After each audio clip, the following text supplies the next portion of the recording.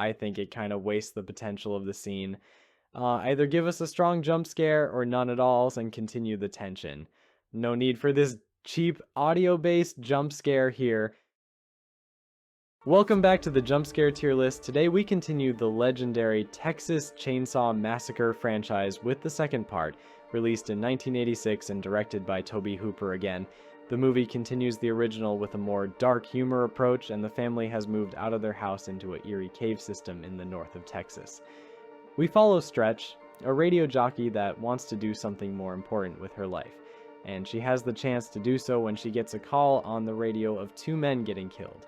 She goes with the tape of the murders to Lefty, a vigilante that has been looking for the murderers for 14 years. When Stretch plays the tape on live radio, she becomes the target of the cannibalistic family that we all love. But enough about the plot of the movie. We are here to discuss whether the jump scares are good or not, so let's get into it. The first jump scare starts with Chop Top paying a visit to Stretch after the tape has been played live. They have a long conversation in which Stretch is disturbed to the max when suddenly Leatherface pops between them with the classic loud audio of the chainsaw. This jump scare works very well due to multiple reasons. The first one is the tension. The conversation is long and the audience knows very well Chop Top has no good intentions towards Stretch, so he can do anything at any given time, and also Leatherface can be anywhere. But the most important reason is that the jump scare tricks your eyes. While you're looking at Chop Top, Leatherface is revealed on another side of the screen, making the jump scare so much more effective. The loud chainsaw audio just works so well in combination with the other aspects, so the jump scare is a very good one. The only downfall of the scene is the dark humor. The tension level is at a medium while they talk. You cannot really take the scene too seriously because of it. For a jump scare to be S tier, I believe you have to take it very seriously. So, A tier it is. The second jump scare is when LG, the technician of the radio, arrives at the scene. He goes in, sees Chop Top, and tells him very kindly to leave. The fuck you think you're doing here, you crazy looking little son of a bitch? Get out of here! When Leatherface comes from behind with his chainsaw and attacks him. The movie uses the same vision technique. When your eyes are on something, the jump scare hits elsewhere, but we lack the tension. Leatherface just comes in. The scene should have been longer, so the tension is built.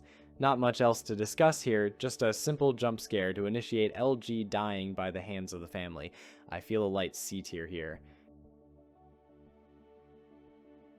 The third jump scare is placed 2 or 3 minutes after LG is attacked. Stretch has locked herself in a nearby room, and we have this moment of silence when she thinks she might have escaped Leatherface, but he comes in through the wall. Although the jump scare is awfully predictable, we still have some good tension in that silent moment. Again, it tricks your eyes and, after all, is quite a cool scene. Memorable one too, because who doesn't want to see Leatherface come in through a wall with his chainsaw? But it still is predictable. Let's give it a B tier. The next jump scare is a pretty weak one. Stretch is running through the cave system of the family all wounded up. In my opinion, the tension is there, but not very powerful. The dark humor of the movie drags it into a category of fun horror, not very serious horror. She runs, and then an audio-based jump scare hits. Lefty is using his own chainsaw to destroy the cave system. I think it kind of wastes the potential of the scene. Either give us a strong jump scare or none at all and continue the tension. No need for this cheap audio-based jump scare here. The final jump scare of the movie is when Stretch has escaped the terror of being killed and eaten by the family at dinner, and while she is running through the cave, Chop Top gets hold of her from above. I do kind of agree with this one, but the whole sequence is action-based. Lefty is having a chainsaw battle with Leatherface and everything is intense. So the movie puts you in the fun seat again, not the scared one. But the jump scare works as a spike for the audience, and it uses it to introduce the battle between Stretch and Chop Top. It also comes from above, a place no one is watching, so the visual is very strong. For this ending jump scare, I feel a strong B tier. And that's a wrap. The second part of the Texas Chainsaw Massacre franchise brings us 5 jump scares, one better than the other, except the audio-based one. I hate these. I am getting flashbacks from the Long Legs tier list. Yikes.